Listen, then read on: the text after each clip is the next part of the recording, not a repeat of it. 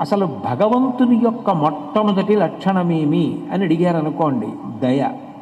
అందుకే మీరు చూడండి, ఏ రూపంలో భగవంతుడు ఉండనివ్వండి, ఆ రూపం యొక్క విశేషం చెప్పినప్పుడు ఏది చెప్తారు అంటే ఆయన యొక్క దయను చెప్తారు. రామచంద్రమూర్తి అన్నారనుకోండి, కరుణాపయోనిధి అంటారు. దయకి సముద్రం వంటి వాడు భగవంతుడు. సముద్రం యొక్క లోతు తెలుసుకుందామని ఒక ఉప్పు బొమ్మ ప్రయాణం చేసి లోపలికి వెళ్ళిందనుకోండి, అది బయటికి వచ్చి చెప్పలేదు ఇంకా.